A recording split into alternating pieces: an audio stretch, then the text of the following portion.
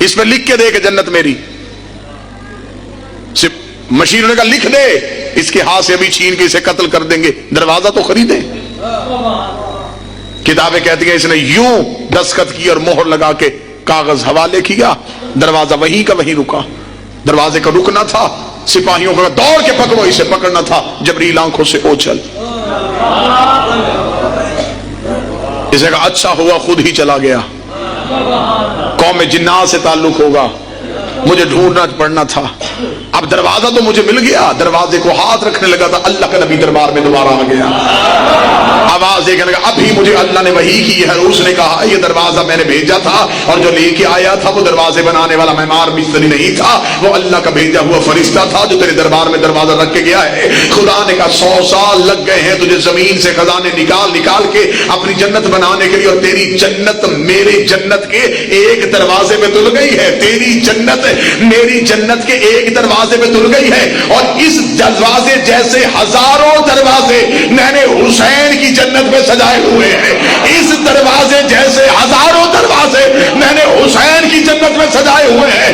اب تلاگنگ کا مجمع سوچ کے فیصلہ کرے, جس جنت کا ایک دروازہ شتاب کی پوری جنت توڑ گیا, اس حسین نے وہ پوری جنت ماتمی کے آنسو میں توڑ دی.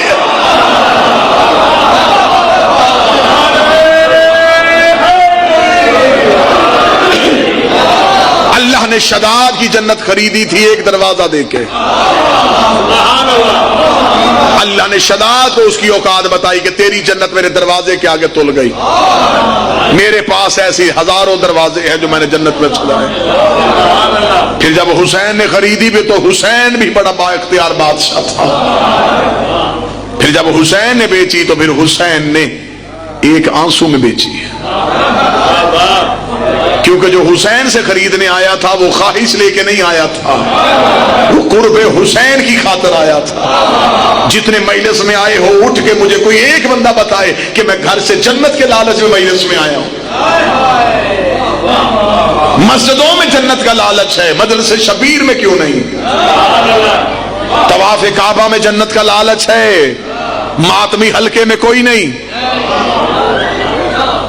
اس لیے کہ ہم نے استعارے لیے ہیں کربلا سے.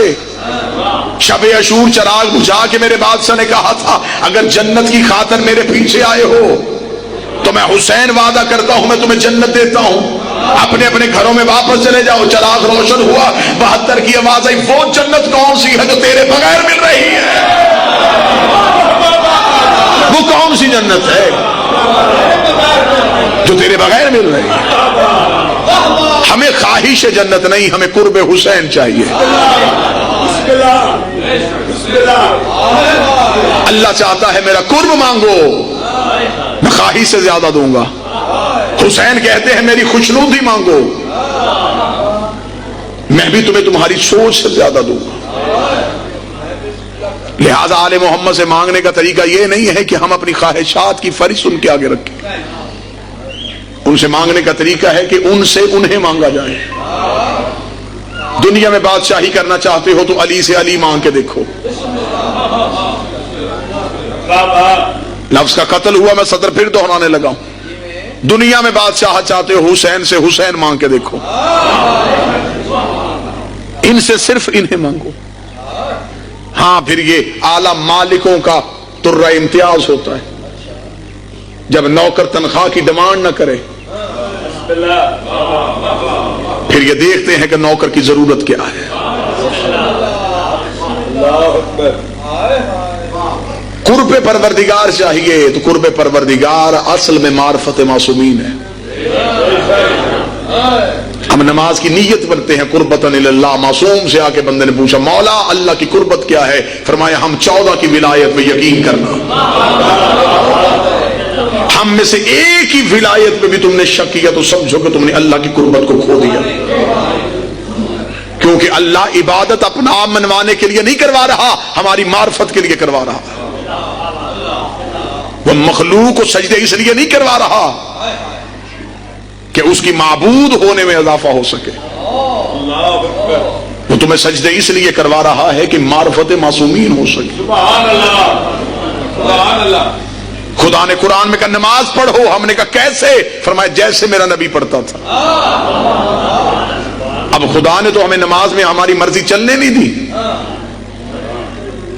کوئی بندہ اپنی مرضی سے نماز کی رکعتیں سیدھی کر کے دکھائے، رکعتیں سیدھی کرنی کیا، صورت بھی بدل نہیں سکتے۔ قرآن میں باقی بھی تو اللہ ہی کی بھیجی صورتیں ہیں، کوئی صورت پلٹو گے نماز باطل ہو جائے گی۔ الحمد بدل کے دیکھو، رکوع کی تسبیح بدل کے دیکھو، سجدے کی تسبیح بدل کے دیکھو۔ یہ اللہ کیوں نہیں نماز بدلنے دے رہا؟ میرے مالک کوئی اور سورت الحمد کی جگہ پڑھتے ہیں، سورہ یاسین پڑھیں، فرمایا نہیں، نبی نے الحمد پڑھ دی ہے، اب تمہیں یہی پڑھنی پڑے گی، کیونکہ اللہ وہ عبادت چاہتا ہے جو حجت چاہتی ہے۔ پھر یہ طلاقاں کا مجمع سوچ کے فیصلہ کرے، جب اللہ بغیر حجت کے اپنی عبادت قبول نہیں کرتا تو ہماری عبادت بغیر حجت کے قبول کیسے کر لے؟ جب وہ بغیر حجت کے ہمیں عبادت کا طریقہ نہیں بتاتا تو ہماری عبادت بھی بغیر حجت کے قبول نہیں کرے گا۔ اللہ کی ربوبیت، اللہ کے راز پانے کے لیے معرفت معصومین ضروری۔ حسین سے حسین کی خوشنودی مانگی، حسین نے آنسو میں بیچ دی۔ کتنا آنسو مانگا حسین نے؟ ایک آنسو، اور کتنا؟ ایک مچھر کے پر کے برابر۔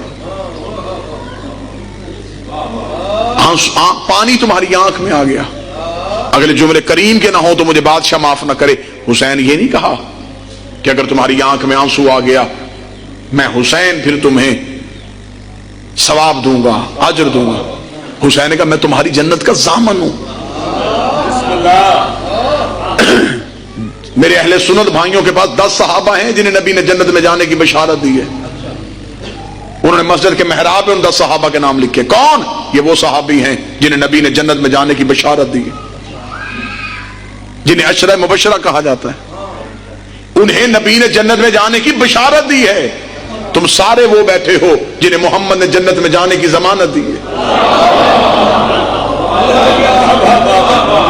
بشارت والے اور ہیں، ضمانت والے اور ہیں۔ دنیا کا دستور ہے اور تجارت کا قانون ہے کہ چیز خریدو سستی، بیچو مہنگی۔ تجارت اس قانون کے بغیر ہوتی نہیں۔ قوانین تجارت میں سے تجارت کا اصول ہے چیز خریدو سستی، نفع رکھو بیچو مہنگی۔ ہر نبی نے جنت بہت مہنگی بیچی۔ نبیوں نے جنت کا معیار رکھا، 50 نمازیں پڑھو پھر لے کے دیں گے، 3 ماہ کے روزے رکھو پھر لے کے دیں گے، ہفتے والے دن شکار نہ کرو پھر لے کے دیں گے، یہ عمل کرو پھر لے کے دیں گے۔ ہر نبی نے جنت کی قیمت یہ رکھی، امت ترستی رہی جنت کیسے ملے گی۔ حسین نے خریدی مہنگی تھی، بیچ بڑی سستی دی۔ ابھی میں نے جو تمہیں قیمت بتائی ہے ایک آنسو، حسین نے خریدی بھی آنسو میں تھی۔